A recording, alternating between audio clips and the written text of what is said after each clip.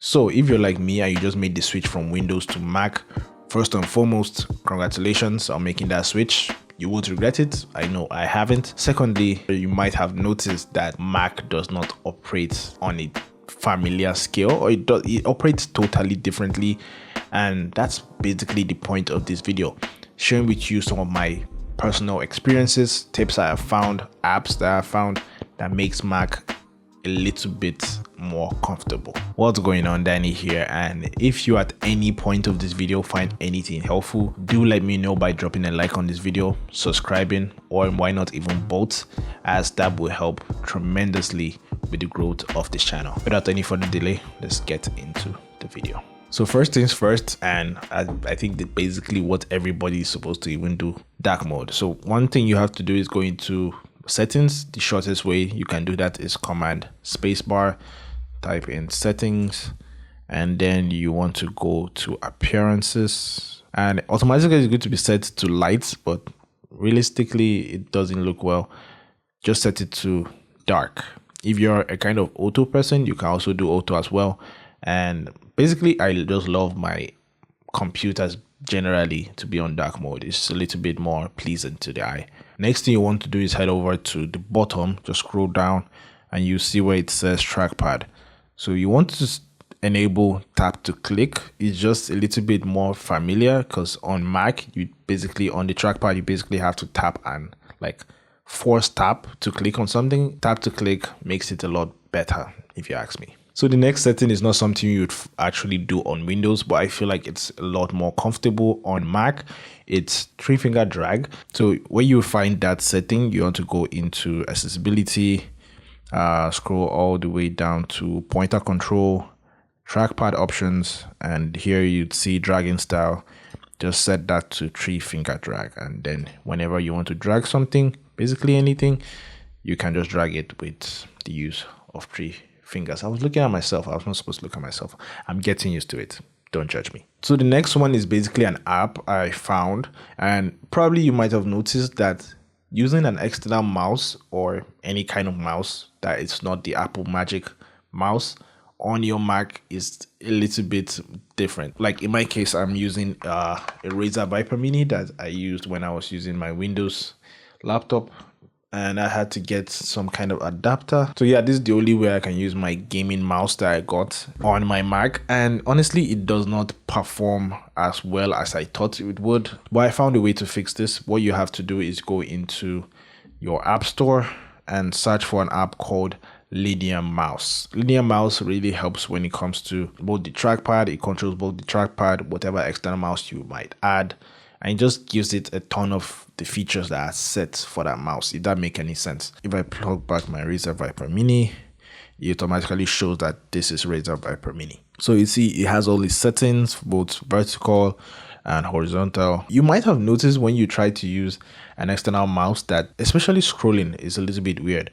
If you set something like natural scroll on the settings app, when you use an external mouse, it scrolls the other way. And if you change it, it does the direct opposite. It's like just giving the opposite of each other, basically. The side buttons work now. Initially, they didn't work. So yeah. All right. So next thing is window organization. For me, like you guys notice how I had to move this window to the middle. There's a shortcut for that. Just hold Control Option and C. It puts it in the middle. If you don't know, you have learned something today. There's this app called Rectangle that helps you snap windows to whatever parts of your screen. This is something Windows does, but for some reason Mac doesn't. Luckily, the new MacOS that's coming out later this year, Sequoia, something like that, it's going to have this feature. So if you're really eager to have this now, you can just use Rectangle.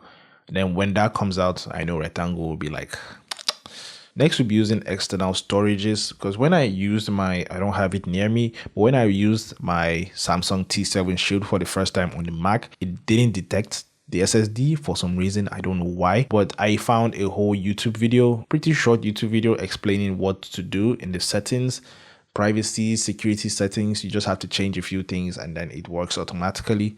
Instead of explaining and making this video a little bit longer than it should, I'm just going to leave the link to that video. It's pretty short, pretty straightforward. I'll link it down in the description. You guys can just check it out, and yeah, you're welcome. So another thing is called, I think, minimize to app icon. So basically what that does is that in Safari, like I am right now, and I minimize, what it does is that it goes to the dock as a tab or something like that, and that can get really cluttered very quick. Like if you have like multiple apps opened, you just minimize them, they all come down to this part of the dock and it can get really messy. So what you want to do is make that minimization, if that's even English, you want to make it go to the app icon on Safari. So what you can do is head into desktop and dock settings. In the settings app, you'd see minimize windows to application into application icon. You want to check that so that when next you minimize, it goes to Safari.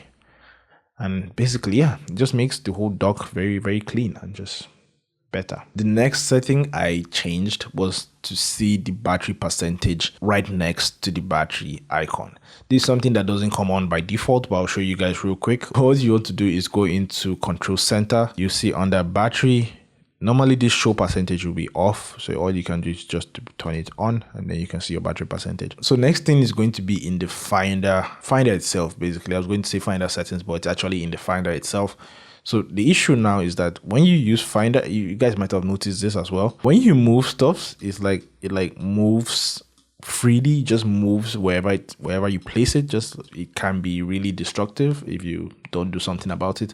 So what I try to do is right click, go to sort by, and use any of snap. You can use snap to grid basically, so it snaps basically anywhere but in a grid. I like to use date last open so that when I come back here, I can just see the first thing is the one I last just opened. Now if I move anything, it just snaps right back to where it's supposed to be. I can just do name like every other normal person. Wherever you move it, it just goes back. So this is a lot more convenient.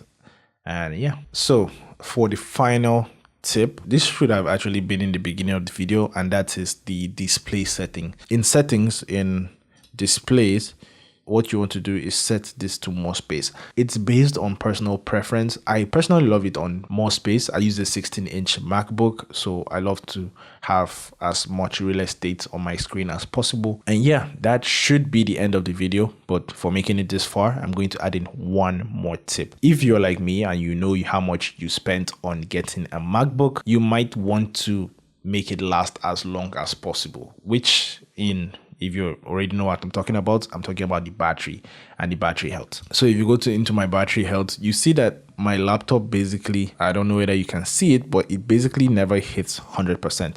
And I think that's the best way to maintain your MacBook's battery health. What I used to do this is an app called Aldente. Aldente. You can set the limit to like the maximum capacity that your laptop can charge to before it starts drawing power from the power brick itself, if that makes any sense. So once it gets, I set mine to 95. So once it gets to 95, it stops charging the battery, and then all the power that goes into the laptop comes from the power brick itself. So yeah, that's basically all I have for you guys in this video. But I would love to know what are some tips or apps or whatever settings you guys have found, especially if you have a Mac, that you have found that made Mac a little bit easier or more comfortable for you. Share them in the comments. I would love to learn as well.